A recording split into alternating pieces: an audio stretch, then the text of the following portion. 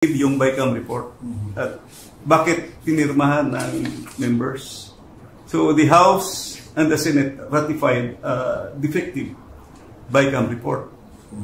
In other words, apektado yung ating GAA because BICAM report was defective. What was ratified by both houses are defective. Ang daming kulang na blanco that can be shown in the BICAM report at pirmado. So, yun ang aking nakikita na findings.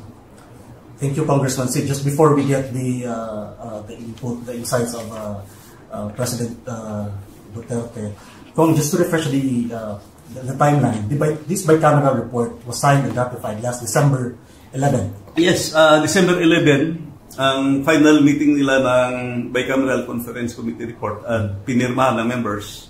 And on the same day, December 11, the two